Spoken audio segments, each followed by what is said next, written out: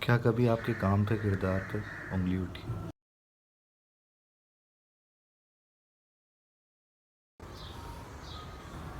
मेरे साथ ऐसा ही हुआ।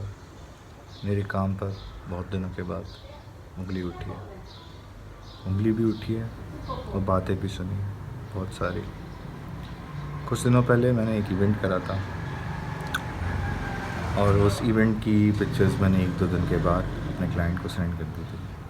क्लाइंट मुझसे बहुत बड़ा है, उसकी मैं रिस्पेक्ट करता हूँ, उसकी बातों को मैं सुनता हूँ और उसका इवेंट बहुत अच्छे से मैंने कवर करा। लेकिन कल उसकी कॉल आई, बहुत ही अजीब से लहजा में। वो लहजा मैं आपको अभी बताऊं कि बाद में, लेकिन मुझे लगता है कि मैं अभी बता दूं तो ज़्यादा बेहतर है। उसने मुझे बोला कि तुमने इवेंट की,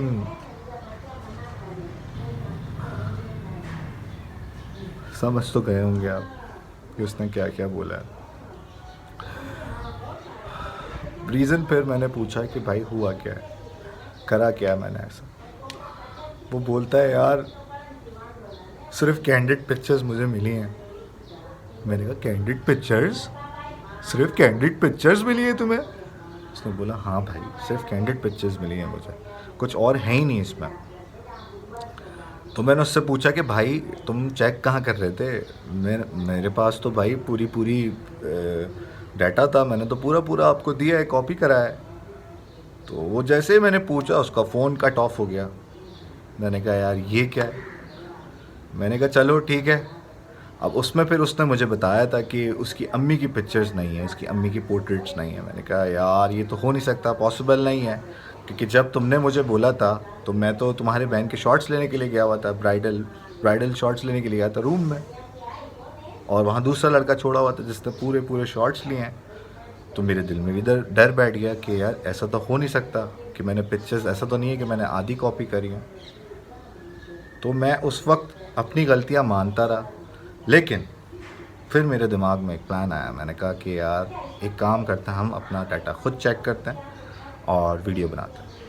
वीडियो बनाई तो उसकी अम्मी के पोर्ट्रेट्स भी आए, और फिर जो मैं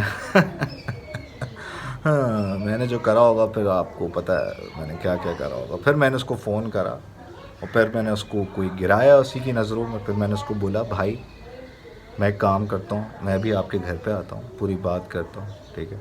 फिर हम बात करते हैं इस बात के बारे में, वापस इस बात के बारे में। तो फिर हम गए, मेरे दोस्त के साथ मैं गया, मेरा पार्टनर मुहिब खान, उनके साथ मैं पहुंचा वहाँ पे उनके घर पे। अब घर का ताला भी लगा हुआ था उनके घर पे, उन्होंने हमें चाय भी दी, हमने घर का ताला भी खोला। कैसा ज़बरदस्त, क्योंकि उनके घर पे कोई था नहीं, ठीक है? और लोग गए हुए थे तो ये कुछ सिक्योरिटी पता नहीं क्या था उनकी वजह से, तो हम लोग अंदर गए। उस वक्त तक तो भाई वो बिल्कुल हल्के हो चुके थे, जब तक, क्योंकि मैंने वीडियो सेंड कर दी थी उनको।